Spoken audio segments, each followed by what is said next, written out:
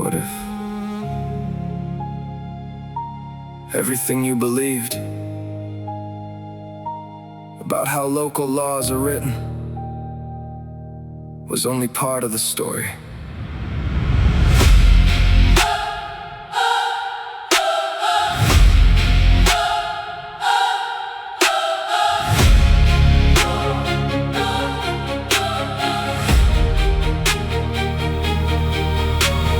Christmas lights, December skies, another mother asking why. One small pill, one life gone, one more family trying to hold on. The money came, the lawsuits won, almost $1 billion. But somewhere between the promise and the people, the trail went cold.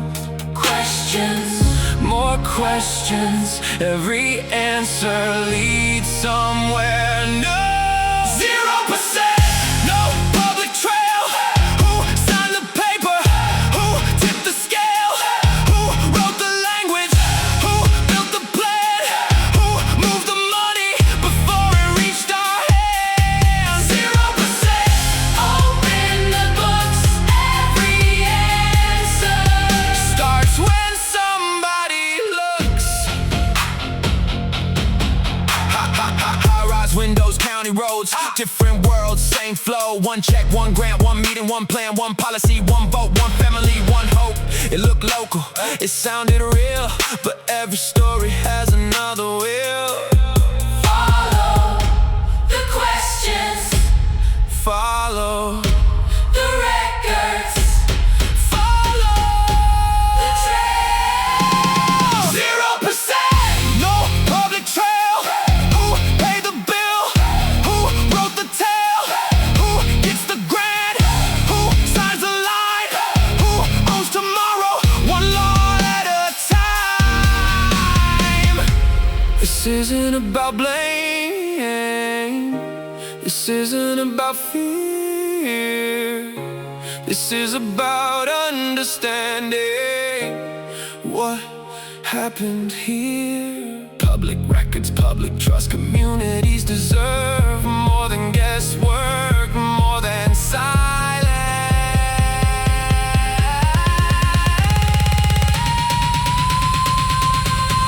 0%, bring the light, truth belongs to every life. Open the books, open the files, hope begins when the people reconcile. 0%, no more dark, every journey needs a spark. Follow the record, follow the trail, truth survives.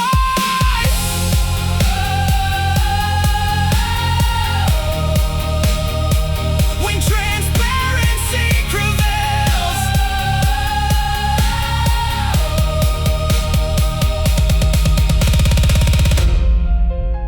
Keep asking, keep looking, keep learning. The story has only begun. I want you to picture December 21st, 2023. You know, families across New Mexico are gathering for the holidays. Yeah, it's that busy time of year. Right, exactly. They're stringing up lights, figuring out last-minute travel, wrapping presents. And right in the middle of that very normal festive chaos, a mother named Christy Chavez was starting the most agonizing, just unimaginable process a parent can ever endure. Oh, man. Yeah. Her son, Jesse, was dead. And, you know, he was only 20 years old. He didn't pass away after a prolonged illness. And it wasn't a car crash. He died after taking half of a single pill. Just half a pill. One half of a counterfeit pill laced with fentanyl, just days before Christmas. And when Christy eventually found the strength to speak to the press, she said something that I haven't been able to shake. She said, half a pill took my son's life and my whole world. It's just devastating. Uh-huh. And the most frustrating part is that it is a completely preventable tragedy.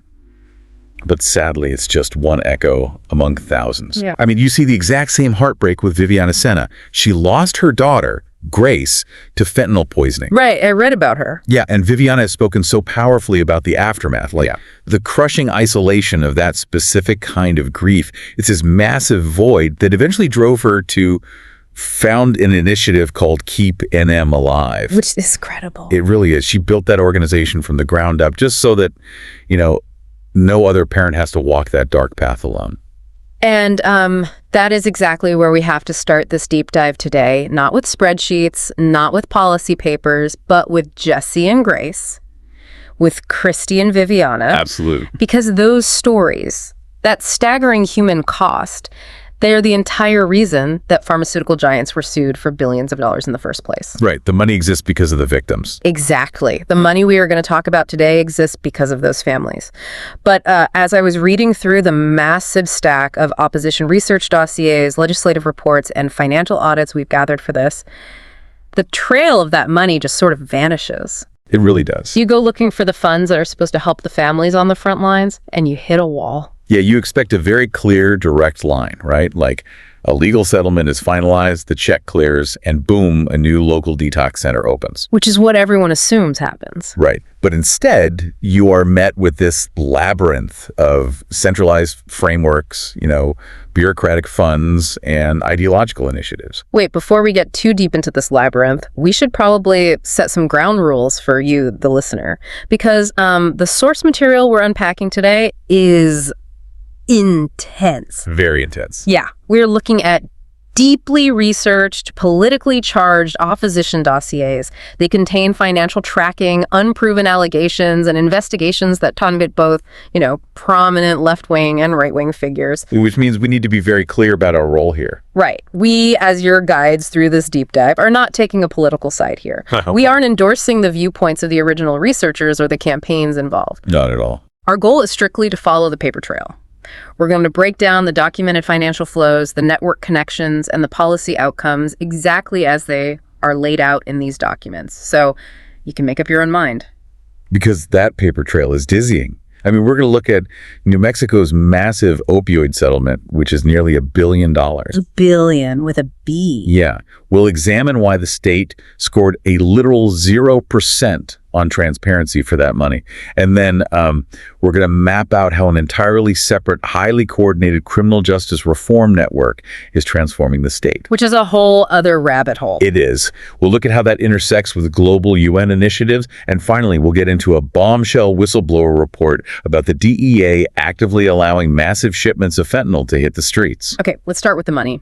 To understand how a state government can essentially misplace or obscure nearly $1 billion, I need you to help me understand the sheer scale of what's coming in. Like, how does the state legally absorb it? Just how big is this windfall? It's historic. I mean, New Mexico is expected to receive approximately $884.8 million over the next 15 to 18 years. Wow. And, this isn't coming from one single source.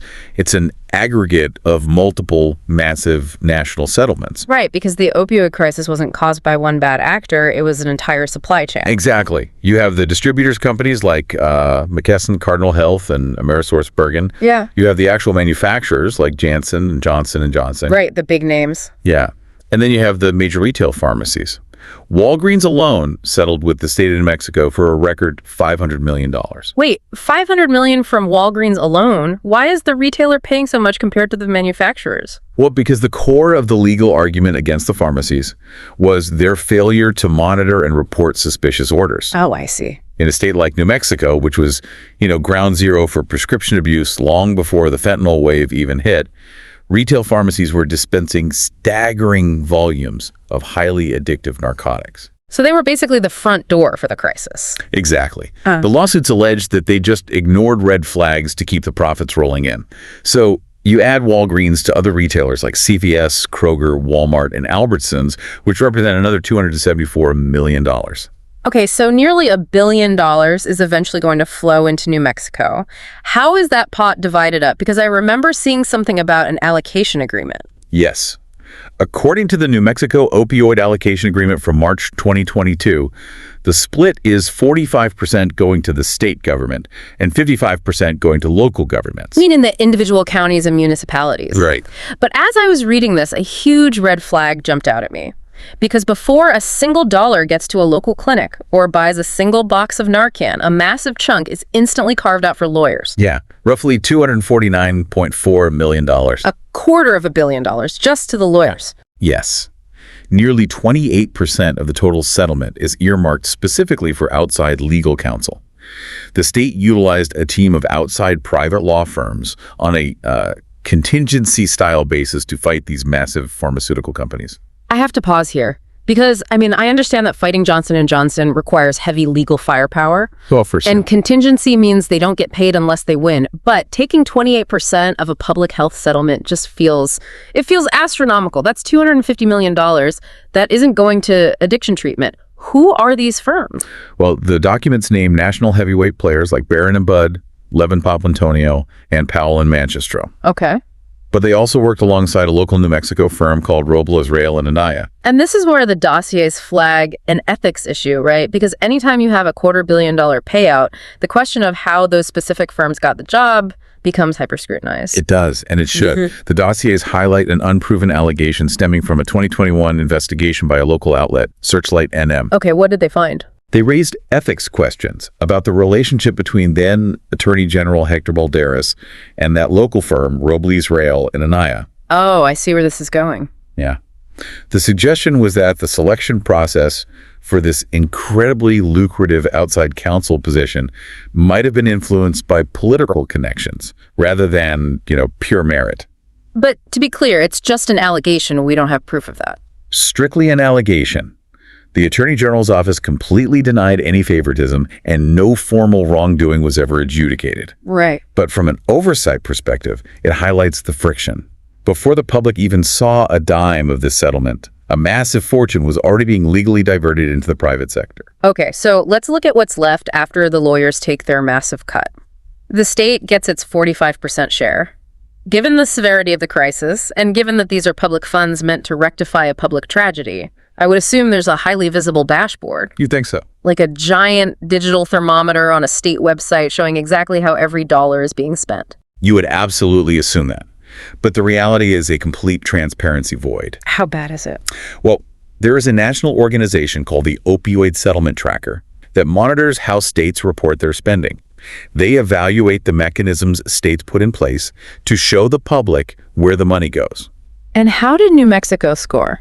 New Mexico scores a 0% on expenditure reporting. I'm sorry, 0. How is that legally possible? How do you absorb hundreds of millions of public dollars and just not report it? Because the state of New Mexico established absolutely no opioid-specific public reporting requirement. You've got to be kidding me. I wish I were. Reports from Vital Strategies and the National Academy for State Health Policy confirm this. There is no statutory requirement to publish line item expenditures and no law mandating a centralized public-facing dashboard. So what mechanism is in place? They didn't just put it in a checking account and lose the debit card. No, in 2023, the legislature passed House Bill 527. This law took the state's 35% share and locked it into an opioid settlement restricted fund. Okay, a restricted fund. Right. Now, here is where the bottleneck happens. Yeah. From that restricted fund, only 5% is allowed to be distributed annually into an opioid crisis recovery fund. Wait, only 5% a year? Yeah. And the only way money leaves that recovery fund is through legislative appropriation. Okay, let me make sure I understand the mechanics of this, because it sounds crazy. I'm the state. I get a massive check from Walgreens. I put it in a giant vault called the restricted fund. Yeah. Then, once a year, I open the vault, take out 5%, and put it in a smaller box called the recovery fund. And then lawmakers have to debate and pass bills to spend the money in the smaller box. That's the mechanism, exactly. But if there's no public ledger, how do we know who the lawmakers are giving it to? We largely don't, and that's exactly what independent researchers at Johns Hopkins University found when they tried to audit the system. They tried to track it down. They did. They had to manually piece together public records, FOIA requests, and budget documents.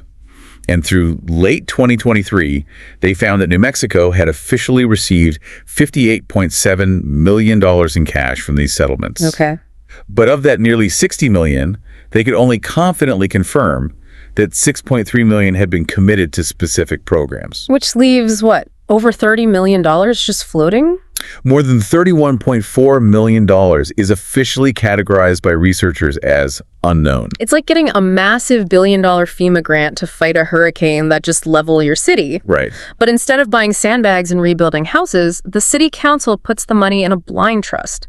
The citizens can't see if the money is actually paying for construction or if it's just paying the salaries of administrators having meetings about hurricane prevention. Meanwhile, people are still standing in the rain. It's a very messy reality, but your analogy hits on exactly what the primary sources suggest is happening. The documents argue that this isn't just bureaucratic incompetence. What is it then? It's a structural feature of a broader bureaucratic machine. The dossiers describe a shift toward what they call centralized frameworks. What does that mean in plain English? Centralized frameworks. It means that instead of giving money directly to a local, community-run clinic that just needs funding for more beds, the resources are absorbed into a whole-of-government apparatus. Oh, I see. Dossiers specifically point to federal frameworks like LTRR. LTRR, what does that stand for? It stands for the Federal Plan for Equitable Long-Term Recovery and Resilience. It's a bureaucratic model that applies a critical theory lens to agency actions. Okay, unpack that for me. Because equitable long-term recovery sounds great on a brochure. On paper, it means addressing the root causes of systemic issues rather than just treating symptoms. It makes sense. Sure. But the opposition researchers argue that in practice, this framework prioritizes ideological outcomes over standard service delivery. It utilizes executive fiat, meaning decisions made by executive branch agencies, rather than a legislative vote to direct funds. So the people don't get a say. Right. So instead of buying Narcan, the money might be funneled through contractually obligated grants to organizations that align with specific ideological frameworks, rather than just raw effectiveness on the street. Okay, so if the state isn't transparently funding direct, visible local relief, where is the broader funding actually flowing? Because while the state government is obscuring this opioid money, these dossiers reveal an entirely separate ecosystem operating in parallel. Right. If you want to see where the real policy shifts are happening, you have to look outside the state government and look at the philanthropic sector. The nonprofits. Exactly. Yeah. The dossiers map out a massive, highly coordinated system they call the network of networks. It is a criminal justice reform pipeline heavily funded by national philanthropies, and its primary goal in New Mexico is decarceration. Decarceration, meaning fundamentally reducing the number of people in jails and prisons. Exactly. But how they achieve this is fascinating. We are looking at a highly engineered, closed-loop system. It starts with national funding from entities like the New Venture Fund, which is managed by Arabella Advisors. Let's stop right there and do an ELI 5 explain it. Like, I'm 5 on Arabella Advisors. Okay. Because the term dark money gets thrown around a lot in these political documents, but how does this actually work mechanically? Arabella Advisors itself is not a nonprofit. It is a for-profit consulting firm based in Washington, D.C. Oh, really? Yeah. What they do is manage and administer several massive nonprofit umbrella organizations, like the New Venture Fund or the 1630 Fund. Wealthy individuals or foundations give money to these umbrella funds. Okay. And because it's structured as a donor-advised fund, or DAF, the original donor gets an immediate tax write-off. Okay, so a billionaire gives $10 million to the New Venture Fund. They get the tax break. Then what happens? Then, the New Venture Fund, which is managed by Arabella, funnels that money in the form of grants to local on-the-ground NGOs. The magic of this system is that legally the New Venture Fund is the donor. Oh, wow. Yeah, the identity of the original billionaire is entirely shielded from public disclosure. The money is washed clean of its origins. So it's a legal black box. Perfectly legal and totally opaque. And the dossiers show this Arabella network, along with the Tides Foundation and the Open Society Foundations, or OSF, pumping hundreds of thousands of dollars into local New Mexico hubs. Specifically, organizations like the Center for Civic Policy or the CCP. Okay, what do they do? The CCP acts as the central node in New Mexico. They take this national, untraceable funding and use it to drive local advocacy, fund research papers, and build coalitions. Okay, so the national money flows to a local NGO. The NGO creates advocacy campaigns. Then what? How does an advocacy campaign actually change the law? It feeds directly into the state legislature. The local NGOs draft policy recommendations, specifically targeting bail reform, sentencing reductions, and parole modernization. And they hand those to the politicians. Exactly, and they hand these recommendations to progressive lawmakers. The dossiers point out a clear pattern. Many of the lawmakers sponsoring these bills are alumni of Emerge NM, which is a specialized training program for progressive women candidates. So you have a closed loop. National money funds the local NGO. The local NGO drafts the policy. The locally trained politician passes the policy into law. That's the blueprint. But passing a law is just ink on paper. You need people inside the system to actually implement it day to day.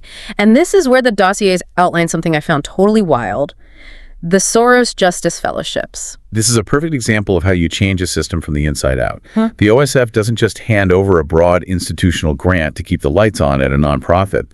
They utilize what we can call a human capital multiplier. Meaning they don't just fund the building, they fund the people inside it. Exactly. The Soros Justice Fellowships provide massive individual stipends ranging between $100,000 and $140,000. That's a huge stipend. It is.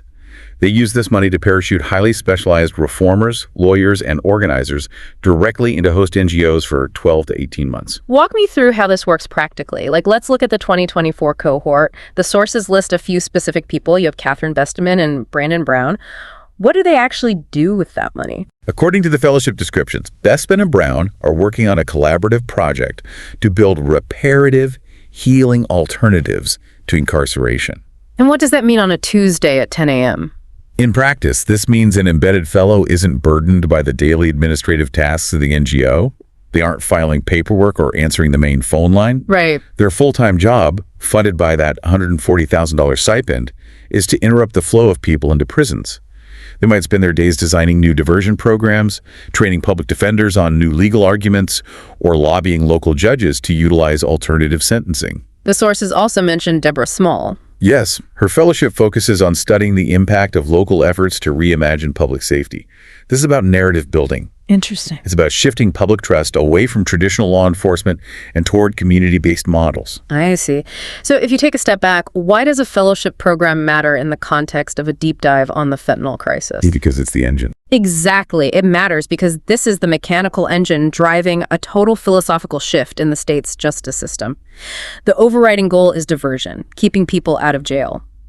But how do you implement that philosophy on a massive systemic scale across entire counties? Well, that requires implementation grants. And the crown jewel of this ecosystem is the MacArthur Safety and Justice Challenge, or the SJC. Right. And the scale of the SJC is massive. It's a $217 million national initiative. It operates in over 100 jurisdictions across 36 states. That's huge. In New Mexico, they are heavily active in Bernalillo, Doña Ana, and San Juan counties. And the dossiers also look at South Dakota as a comparative model, where it operates in Minnehaha and Pennington counties. The stated explicit goal of the SJC is to safely reduce jail populations. They aim to eliminate racial and ethnic disparities, and they want to reimagine the justice system through pretrial diversion, risk-based release algorithms, and behavioral health triage. Wait, risk-based release algorithms? What is that? Yeah, so instead of a judge just looking at a suspect and setting a cash bail based on the charge, jurisdictions adopt algorithmic software. Like an AI? Sort of. The software looks at the defendant's age, prior convictions, and ties to the community, and spits out a risk score. Okay. If the score is low enough, the person is released pre-trial without having to pay cash bail, often with the condition that they check in with pretrial services or get behavioral health treatment. And according to the SJC, this is working, right? By their own official evaluations, yes. They report a 20% network-wide reduction in jail populations. That's a lot of people. It translates to roughly 18,000 fewer people sitting in a jail cell on any given day. And they firmly assert that this reduction has no statistical link to overall increases in crime or recidivism. Okay, but this is where reality absolutely crashes into the academic data. It really does. Because the dossiers push back incredibly hard on this narrative of seamless success. Because while the spreadsheets say jail populations are down and crime isn't spiking, the situation on the ground tells a much darker story. Right. During the exact same period these jurisdictions were emptying their jails, they experienced a massive surge in fentanyl overdoses and an 18% rise in unsheltered homelessness. And critically, severe supervision gaps. The tragic flaw in this system is that it assumes the community infrastructure is robust enough to handle the influx of diverted individuals. Walk me through the New Mexico example from the dossiers, the 2014 DUI case. Right. In New Mexico, there was a devastating incident involving a repeat felony DUI offender. This individual was out on parole. Okay. He was driving with no insurance, going 70 miles per hour in a 30-mile-per-hour zone, and caused a fatal head-on collision. If he was a repeat felony offender, why was he on the street? Because the parole and probation systems were massively overloaded.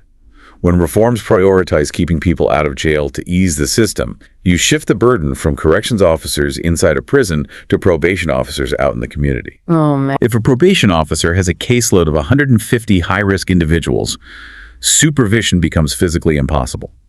High-risk offenders cycle through the system with virtually zero accountability. The sources also point to South Dakota, where the SJC is heavily funded. They mention a man named Nick Urey. Yes, Nick Urey went very public after a tragedy in his family. His mother, Connie Lesterier, passed away, and the family directly alleged that the local justice ecosystem, which was funded by these exact philanthropic networks, had prioritized diversion and prosecutorial discretion over public protection. So they blamed the system. They did. They argued that the system was more concerned with meeting its metrics for reducing incarceration than it was with keeping dangerous individuals off the street. Now, I want to be very careful here because we need to inject some crucial nuance. Yes, absolutely. The opposition researchers, as intense as they are, do not claim that the MacArthur SJC caused the fentanyl epidemic. No, absolutely not. The primary sources acknowledge that fentanyl is a supply-side shock driven by cartels, exacerbated by pandemic disruptions and crushing housing costs. Right. But what they're saying is that the philosophy of reducing pretrial detention created massive accountability gaps at the exact worst possible moment in history. That's the key point. Think about it. You divert someone with a severe substance use disorder out of a jail cell. The algorithm says they are low risk for violence. Right. But the community behavioral health clinic is understaffed, underfunded, and has a 6-month wait list. So that person falls right through the cracks and back onto the street. And the street is currently flooded with cheap, lethal fentanyl. The data supports that grim reality. The sources cite a North Carolina study showing that the risk of a fatal overdose jumps anywhere from 10 to 129 times in the first 2 weeks post-release from a controlled environment. 129 times. That's insane. It is. If your safety net is full of holes, diversion doesn't mean rehabilitation. It just means sending vulnerable people out to die on the sidewalk. And the dossiers point out that this isn't just a localized U.S. experiment. This philosophy is tied to global initiatives, right? Yes. The documents compare the domestic SJC model to international criminal justice reform grants. Entities like the UN Office on Drugs and Crime, the UNDP, and the Open Society Foundations are exporting this exact same strategy globally. Under what framework? Like, why the UN?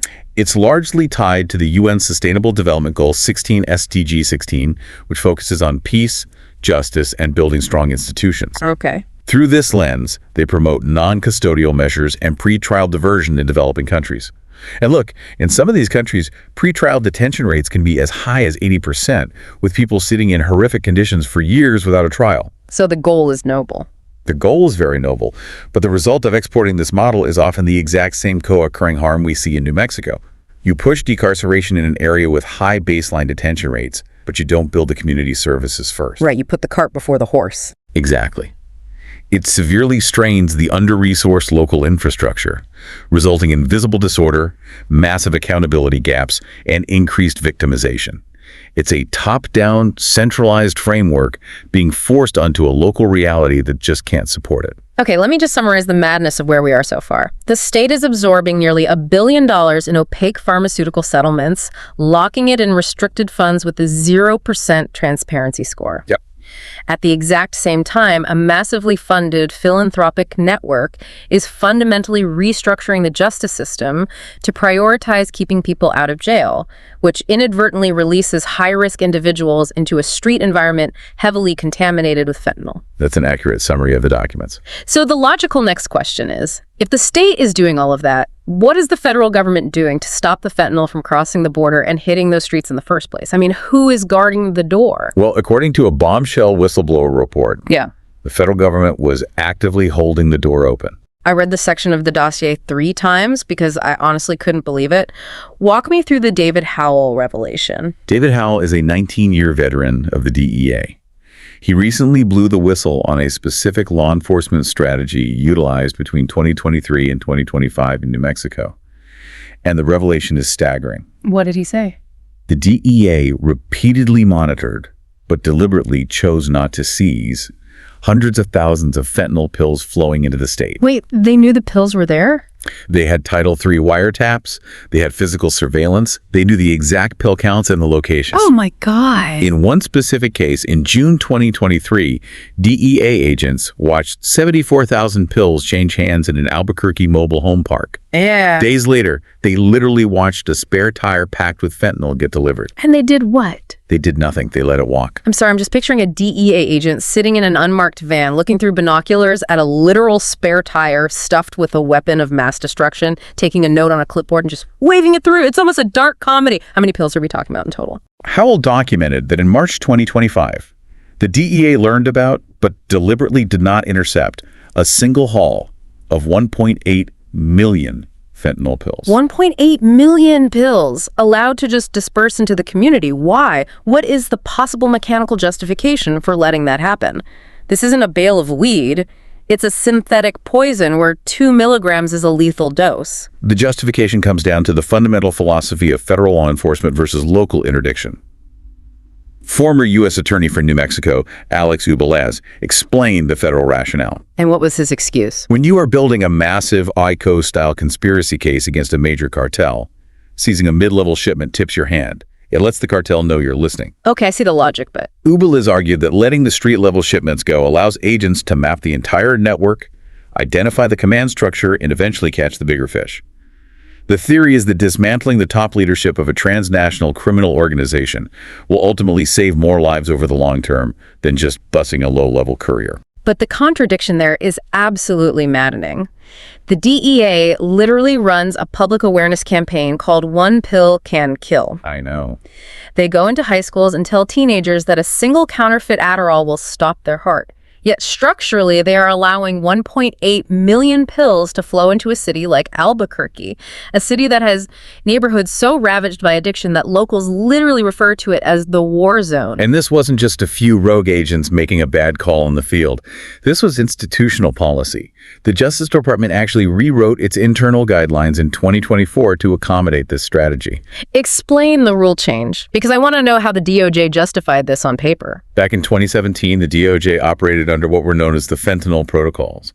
Those guidelines stated explicitly that protecting public safety was paramount, and agents were instructed to seize fentanyl whenever it was practicable. Essentially, if you see the poison, you take it off the board. Exactly. But the 2024 rewrite afforded agents far more discretion. It allowed them to balance the immediate public safety risks against the broader benefits of preserving a long-term investigation. They legalized playing Russian roulette with the community. I mean, it immediately draws comparisons to Operation Fast and Furious, doesn't it? Very heavily. For listeners who don't remember, Fast and Furious was a scandal in 2011 where the ATF allowed roughly 2,000 assault weapons to be illegally purchased and smuggled into Mexico. Right. The goal was the same: trace the guns to cartel leaders. But they lost track of the weapons, and it ended in disaster when those guns were used in the murder of U.S. Border Patrol agent Brian Terry. Right. But here, the weapon isn't an AK-47. It's a pill that looks exactly like a generic pharmaceutical. Exactly. And the whistleblower, David Howell, summarized the moral bankruptcy of the strategy in a chilling quote to the Associated Press. He said, "We poisoned our community to make cases. Through our own willful blindness, we get to say, we don't really know what happened to the drugs, but we 100% got people killed." Wow. I can't even imagine the political fallout when this hit the press. How did the state government react? Governor Michelle Lujan Grisham was reportedly furious. She called the revelation a stunning failure and despicable. I mean, she's not wrong.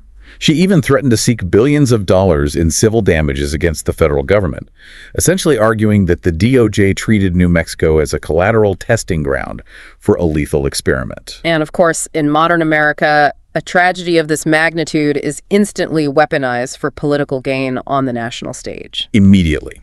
Former President Donald Trump amplified the story, attributing the scandal directly to the Biden-run Justice Department and framing it as a catastrophic failure of leadership. Of course. Meanwhile, the Biden Justice Department fired back, pointing out that some of the investigative conduct in question actually began under the Trump administration's policies. So they're just trading blame. Yeah, so you have this grand theater of everyone pointing fingers at each other, while on the ground, overdose rates in New Mexico spiked 21%, actively defying a national trend of decline. Okay, I need to take a breath.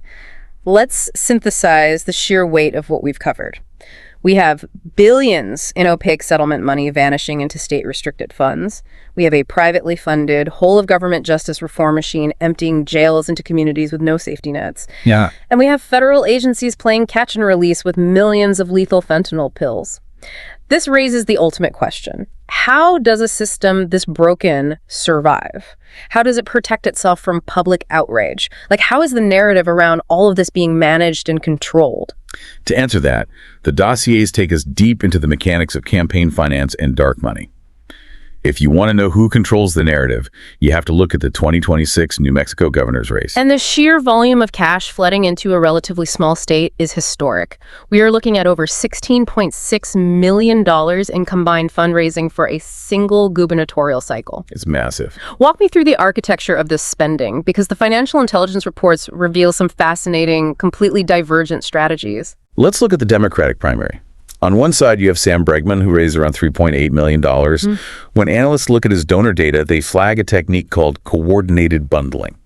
What is coordinated bundling? In New Mexico, an individual or entity can only give a maximum contribution of $24,800 to a candidate. Bundling is when a group of aligned donors coordinate to all give the exact maximum amount on the same day. Oh, okay. For Bregman, the data shows 9 separate entities giving that exact $24,800 max. And these entities were linked directly to the old school establishment business power brokers in New Mexico: horse racing, gaming, and private equity. So that's traditional high-dollar influence, but then you look at his opponent, Deb Haaland. She raised a staggering $12 million, but her money wasn't coming from local casinos or private equity. No, her donor profile is entirely different. It represents the modern, national, small-dollar, progressive grassroots machine. It's volume over individual maximums, driven by national cultural alignment rather than local business interests. But candidate fundraising, the hard money, is just what they have to report to the state. The real power to shape a narrative lies in the dark money, right? The independent expenditure PACs. Exactly. Independent expenditures are where the gloves come off. A PAC cannot legally coordinate with a candidate, but they can raise and spend unlimited amounts of money to run attack ads or mobilize voters. Right. The dossier highlights a PAC called Better Future for NM. Yeah. They were sitting on over $316,000 in cash on hand. Where did they get it? They took in $450,000 in the North Fund, which, if we trace it back, is linked to that same Arabella Advisors dark money network we talked about earlier. Wow, it's all connected. It is. They also took $250,000 from a Colorado billionaire named Pat Stryker. So again, massive out-of-state wealth pouring in to dictate local New Mexico politics. But that isn't even the most shocking part. Explain the Phantom PAC to me, because this feels like a magic trick with campaign finance law. The dossiers detail a group called the NMVC Action Fund. The Phantom PAC is a masterclass in exploiting regulatory blind spots. Here is how it works mechanically. The NMVC Action Fund is registered as a political committee with the state of New Mexico. Okay. So, if you are a concerned citizen and you go to the state's Campaign Finance Information System, CFIS, and look them up, it shows that they have exactly $0 in state campaign finance activity. Right. It looks dormant. It looks like a dead PAC. But it's not dead. If you leave the state website and dig into federal IRS 990 tax forms for nonprofits, you discover a totally different reality. The NMVC Action Fund secretly received $300,000. How did they get $300,000 without reporting it to the state? Because the money came in the form of a nonprofit-to-nonprofit grant from an entity called the Impact Fellows Action Fund. Oh, I see. Yeah, because of how the tax code is written, a 501c nonprofit can grant money to another nonprofit for issue advocacy or voter mobilization.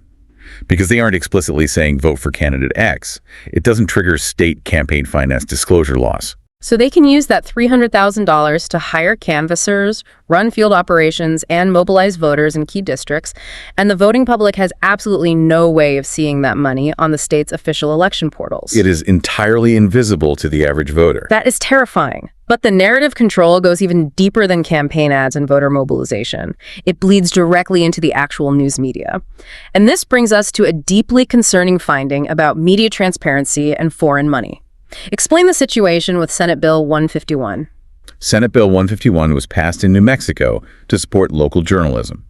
It provides hundreds of thousands of dollars in taxpayer subsidies to help media outlets hire reporters and keep the lights on. Okay. One of the outlets eligible for this taxpayer cash is a digital news site called Source NM. Sounds great on paper. Local news is dying. We need to save it. What's the catch? The catch is the corporate structure of Source NM. Source NM is not a standalone grassroots local entity. It is essentially a brand name, a DBA, for a massive Washington, D.C.-based 501c3 called States Newsroom. And who funds States Newsroom? States Newsroom receives massive funding from National Progressive Philanthropies. Specifically, they received a $2.1 million grant from the Wyss Foundation. And who is behind the Wyss Foundation? Hans-Jörg Wyss, a Swiss billionaire. Okay, stop. Wait a minute. This is the critical loophole, and I want to make sure I'm tracing this perfectly. Hans-Jörg Wyss is a foreign national. Under U.S. law, a foreign national cannot legally contribute a single dime to a U.S. political campaign, correct? Correct. It is highly illegal for foreign money to enter direct campaign finance. However, it is perfectly legal for a foreign national to donate millions of dollars to a 501c3 journalism nonprofit. Yes. Because a 501c3 is classified as a charitable or educational organization, it can accept foreign funds. So through the vehicle of nonprofit journalism, foreign wealth is systematically shaping the domestic political narrative in the United States. Hans-Jörg Wyss gives money to States Newsroom. States Newsroom runs Source NM. Source NM writes articles shaping the narrative around progressive justice reforms. And because of SB 151, New Mexico taxpayers are literally subsidizing an outlet funded by a Swiss billionaire, while that outlet reports favorably on the policies pushed by the exact same philanthropic networks. It is a perfect, self-sustaining, closed loop of narrative control. The same ecosystem that funds the policy, funds the politicians to pass it, and funds the media to report on it. If we synthesize everything we've uncovered today, it paints a picture that is almost too vast to comprehend. You have a state reeling from overdose deaths. They successfully sue the pharmaceutical giants for $884.8 million. Right. Instantly, nearly 28% of that money is handed over to private lawyers. The remainder vanishes into an opaque restricted fund that earns a 0% transparency score, meaning the public has absolutely no idea where it goes. And simultaneously, a massively funded network of networks is transforming the justice system.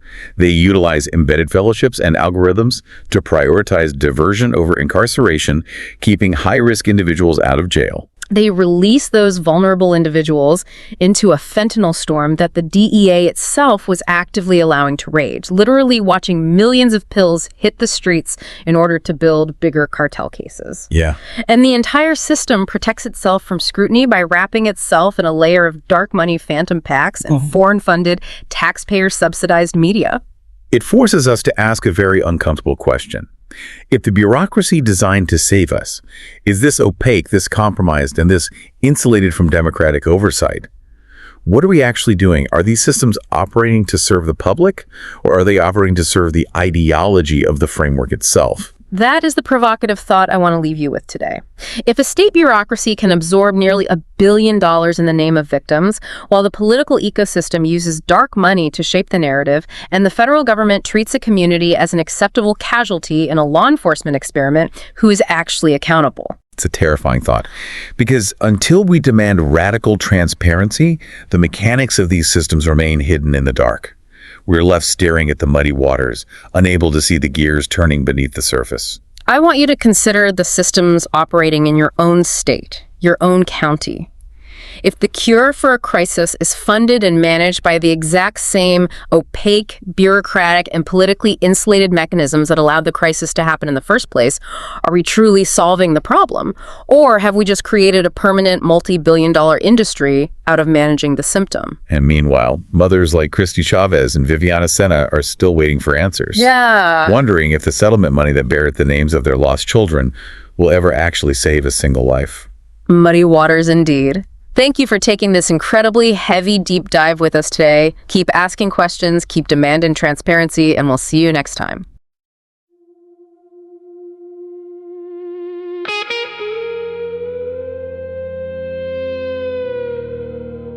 Water look calm,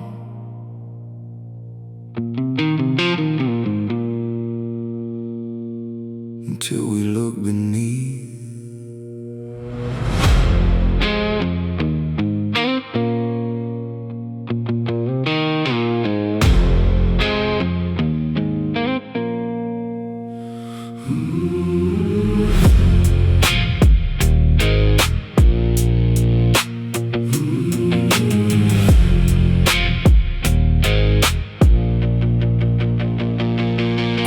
oceans floating like the morning fog. Names on paper, lost inside the logs. Promises spoken, hope was in the air. Families still searching for someone who will care. Everybody says the answers are there, somewhere beneath the muddy water. Every road leaves a trail, every story leaves a name. Muddy waters, hard to see where the answers used to be. Bring the daylight, bring the truth. Public records belong to you. Not for anger, not for blame, but so tomorrow looks the same.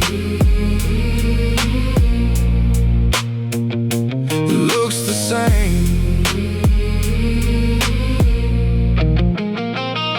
A first responder working through the night. Another fan